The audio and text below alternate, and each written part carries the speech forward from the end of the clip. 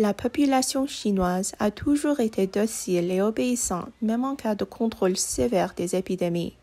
Mais cette fois, elle a ressenti une véritable frayeur lorsqu'un séisme a frappé et qu'elle n'a pas été autorisée à s'échapper de ses bâtiments. Pourquoi les résidents ne sont-ils pas autorisés à s'échapper de leur tour résidentielle?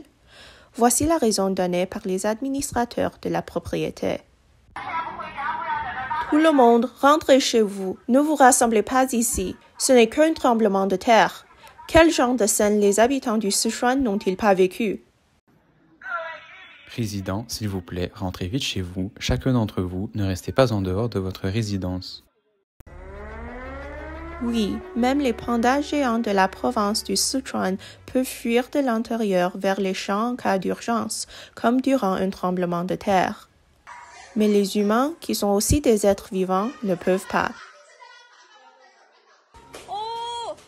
La mort d'au moins 66 personnes a été confirmée lors du tremblement de terre de magnitude 6,8 qui a secoué le comté de Luding dans le sud-ouest de la province du Sichuan le 5 septembre 2022. Mais on pense que le nombre réel de victimes pourrait être encore plus élevé. Selon le Centre chinois des réseaux sismiques, le tremblement de terre s'est produit à 12h52 local. L'épicentre a été détecté à une profondeur de 16 km. Le gouvernement chinois a activé son intervention d'urgence de niveau 3 pour les tremblements de terre. Il s'agit du troisième niveau le plus élevé du système chinois d'intervention d'urgence en cas de tremblement de terre, qui comprend 4 niveaux en tout. L'administration du tremblement de terre du Sichuan a activé son intervention d'urgence de niveau 2. Selon les autorités locales, les services de communication dans les comtés proches de l'épicentre ont été coupés et certaines maisons ont été endommagées. Le fonctionnement de certaines sous-stations et lignes de transmission dans la préfecture autonome tibétaine de Ganzi et dans la ville voisine de Ya'an a également été perturbé à la suite du séisme. À 16 heures, l'alimentation électrique de presque 400 000 foyers a été affectée. De fortes secousses ont été ressenties dans de nombreux endroits du Sichuan et de la municipalité voisine de Chongqing. L'Institut d'études géologiques des États-Unis, le USGS en anglais, a enregistré un séisme de magnitude 6,6 qui a frappé le Sichuan le 5 septembre à 12h52 local à une profondeur de 10 km. Selon le USGS, il est estimé que 20 000 personnes ont ressenti des secousses très fortes, 119 000 des secousses fortes et 1 304 000 des secousses légères.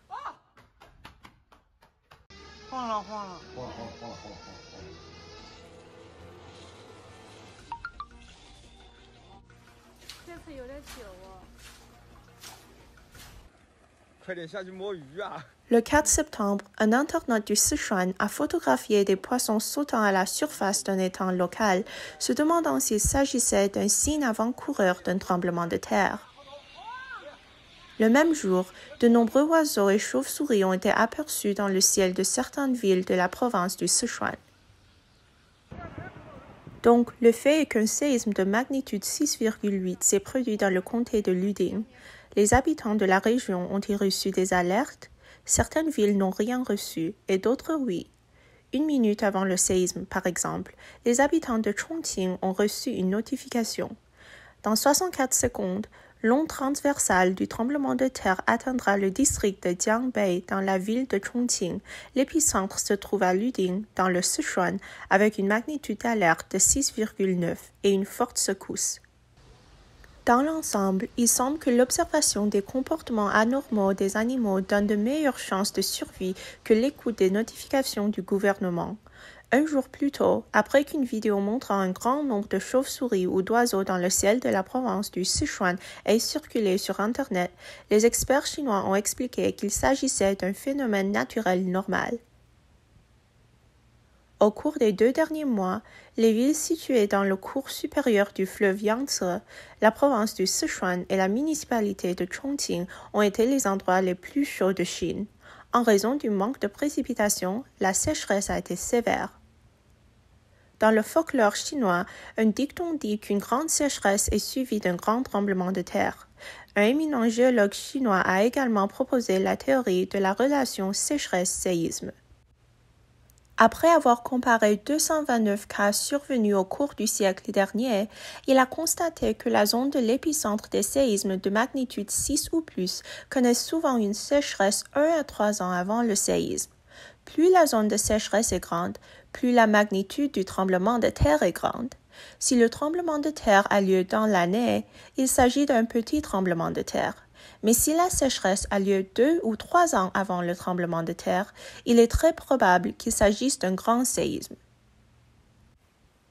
Cette théorie signifie simplement que lors de la formation des séismes, de la chaleur géothermique est générée.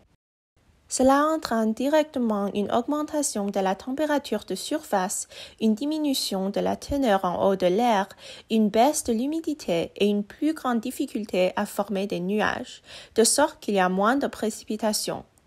Il en résulte une grande sécheresse. Le séisme qui a frappé la province du Sichuan semble valider cette théorie. Le gaz naturel dans le sol, regardez, ça brûle depuis 3 heures. C'est vraiment misérable. J'ai appelé les pompiers à l'aide. Quelques heures sont passées et les camions de pompiers ne sont pas encore arrivés. Chengdu, la capitale de la province du Sichuan, a également ressenti le secousse causé par le séisme.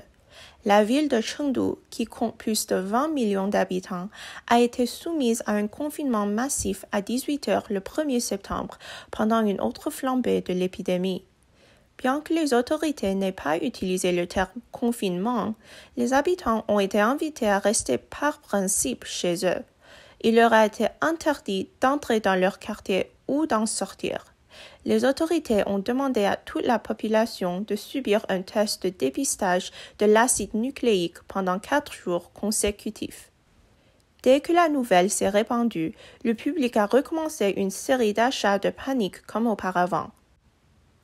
Il y a 2 jours, un net citoyen dont le pseudonyme est Tropical Rainforest a révélé dans une discussion de groupe que la ville de Chengdu sera bientôt fermée. Cet individu a ensuite été accusé par le Bureau de sécurité publique de répandre des rumeurs et a été détenu pendant 15 jours en conséquence. Les 1er et 2e septembre, après l'effondrement du système de test d'acide nucléique de Chengdu, le personnel chargé de la prévention des épidémies s'est promené avec ses téléphones portables à la recherche de signaux. De nombreuses personnes ont fait la queue sous la pluie, attendant pendant des heures en vain à cause d'un système en panne.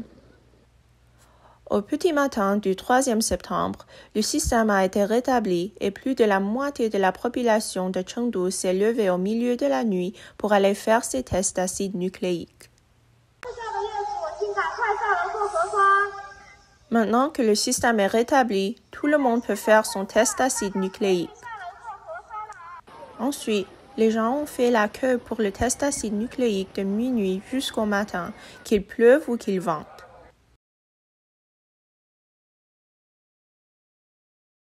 Chengdu a été frappé par une vague de chaleur, une sécheresse et des inondations ces dernières semaines. Une crise de l'électricité causée par les températures élevées a forcé certaines usines du Sichuan à fermer temporairement leurs portes le mois dernier. On peut dire que le titre de la ville la plus malheureuse du pays est désormais passé de Chongqing à Chengdu. Un internaute de Chengdu a décrit son expérience comme suit. C'est un scénario standard de malheur et de morosité. Il faisait si chaud que nous avons dû allumer le climatiseur. Le climatiseur a été allumé et l'électricité a été coupée à Chengdu, ce qui nous a obligés à aller à la rivière pour nous rafraîchir. La rivière a eu une crue soudaine, ce qui nous a obligés à nous rafraîchir à la piscine intérieure. Une épidémie s'est propagée à la piscine, ce qui a obligé Chengdu à se mettre en confinement. Puis un tremblement de terre est survenu après que tout le monde se soit enfermé chez soi. On dirait que les choses se mettent en place pour se préparer à nous anéantir. À ce moment-là, un internaute de Shanghai a répondu. En tant que Shanghaïenne, j'ai beaucoup de sympathie pour toi. Les endroits qui n'ont pas eu leur tour, ne vous inquiétez pas. Cela se passera partout en Chine et tout le monde sur les 9,6 millions de kilomètres carrés détient le même passeport. Personne ne doit se moquer de qui que ce soit. Le confinement de la ville de Chengdu devait initialement se terminer le 5 septembre, mais le gouvernement a annoncé qu'à l'exception de la levée du confinement dans 2 zones, le confinement serait prolongé de 3 jours supplémentaires et que 3 séries de tests d'acide nucléique seraient menées pour l'ensemble de la population. Les habitants devaient rester chez eux et ne devaient pas quitter Chengdu sauf en cas de nécessité. Après le séisme de magnitude 6,8 qui a frappé le comté de Luding le 5 septembre, des secousses ont été ressenties à Chengdu et à Chongqing. Le séisme a porté à un nouveau niveau la rigueur de la politique de prévention des épidémies du PCC. Personne n'est autorisé à fuir un tremblement de terre. Comme nous l'avons vu au début de cette vidéo, de nombreux quartiers de Chengdu et d'ailleurs appliquent encore la politique du zéro Covid. Les portes des quartiers et des immeubles étant verrouillées et les administrateurs locaux exigeant que personne ne descende pendant l'épidémie. Pendant le tremblement de terre, la politique du test d'acide nucléique était toujours en vigueur. Certains résidents ont déclaré qu'en raison de la politique dite de prévention des épidémies, les portes de secours étaient clouées et qu'il n'y avait aucun moyen de s'échapper pendant le séisme.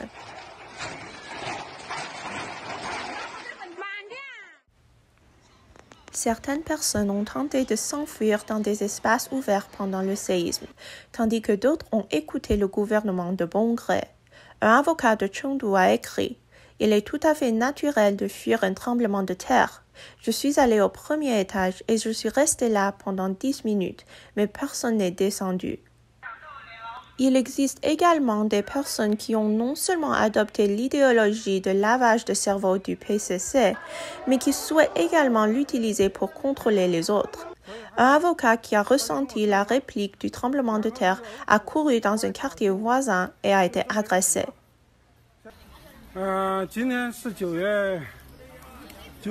Nous sommes le 5 décembre et j'ai été agressé par un propriétaire ici simplement parce que j'ai dit « Quand il y a un tremblement de terre, qu'est-ce qui est le plus urgent, le contrôle du confinement ou le tremblement de terre ?» Il m'a ensuite accusé d'affecter l'humeur des résidents du quartier. Nous nous sommes criés dessus et j'ai été agressé par la suite.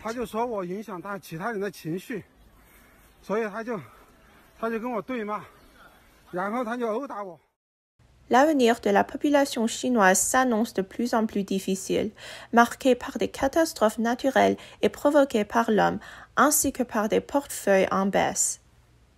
L'économie de Chengdu représente 1,7% du produit national brut, PNB, de la Chine, ce qui en fait la 6e plus grande ville de Chine après Beijing, Shanghai, Shenzhen, Guangzhou et Chongqing. Jusqu'à présent cette année, les performances économiques de Chengdu ont été plutôt faibles. Les ventes au détail ont chuté au cours des 7 premiers mois de l'année. Les recettes publiques ont diminué et la production industrielle a perdu de sa vigueur. L'économie de Chengdu n'a progressé que de 3% au cours des 6 premiers mois de l'année, ce qui est bien inférieur à la croissance de 13,1% enregistrée au cours de la même période en 2021. L'épidémie continue de se propager dans une grande partie de la Chine, comme si elle n'allait jamais cesser. Il est peu probable que la politique du zéro Covid du Parti communiste soit suspendue ou modifiée avant la fin du 20e congrès du Parti communiste, fin octobre. L'économiste de Nomura Holdings a écrit dans un récent rapport que les points chauds de l'épidémie se déplacent de quelques régions et villes éloignées qui semblent avoir un impact économique moindre vers des provinces plus importantes pour l'économie chinoise. Le CNN a rapporté le 5 septembre que 74 villes chinoises ont été soumises à un verrouillage partiel ou total depuis le 20 août, affectant 313 millions de personnes. Ces 74 villes comprennent la ville économiquement développée de Shenzhen, qui a réintégré un confinement strict. Dans le même temps, Les villes de Tianjin, Shijiazhuang près de Beijing et Dalian dans le nord-est, ainsi que plusieurs districts du centre manufacturier du sud de Shenzhen ont tous déclaré des contrôles anti-épidémie stricts. À Shenzhen en particulier, les autorités ont récemment ajouté plusieurs nouvelles zones sous contrôle régional. Cela inclut le district de Nanshan et le nouveau district de Dapeng, où se trouvent de nombreuses entreprises de haute technologie. Les zones contrôlées couvrent maintenant presque toutes les principales zones urbaines de Shenzhen, touchant plus de 11 millions de personnes, soit environ 90% de la population totale de la ville. Sur Internet, les citoyens chinois ont fabriqué des blagues contrastant la propagande du gouvernement du PCC avec la réalité de la situation. On nous dit de ne pas répandre de rumeurs, de ne pas croire les rumeurs, mais secrètement, des barres de fer sont soudées dans nos quartiers. On nous dit de faire des tests d'acide nucléique, mais même si les résultats sont tous négatifs, les routes sont bloquées tôt le matin. Vous dites que tout est sous contrôle, de ne pas paniquer, mais en secret des hôpitaux Fancheng sont construits en coulisses. Tu ne dis rien, je ne dis rien, mais les gens sont emmenés par camions entiers. Certains habitants de Shenzhen ont calculé des statistiques. Depuis 2022, chaque individu a subi plus de 200 tests d'acide nucléique. C'est vraiment épuisant. Mais tous ces malheurs ne semblent pas avoir de fin. Ils semblent même plus comme un début. L'avenir de la Chine pourrait être très inquiétant. Récemment, des anomalies ont été observées un peu partout en Chine. Quel genre de nuage est-ce? Je ne sais pas, c'est un peu effrayant, je n'ai jamais vu une telle chose. Ici, c'est une ville de la province de Hunan. Ce que vous voyez dans le ciel et sur la route, ce ne sont pas des flocons de neige, mais des papillons de nuit. Ils étaient si nombreux qu'ils tombaient sur le sol et s'accumulaient en une couche épaisse qui faisait glisser les nœuds des gros camions et les rendait incapables de conduire normalement. La scène était si effrayante que les conducteurs ont été choqués. Dans la capitale chinoise de Beijing, qui a été frappée par la grêle, la foudre et des vents violents pendant un certain temps début septembre, le gouvernement a émis 3 avertissements majeurs: jaune pour la grêle, jaune pour la foudre et bleu pour les vents violents.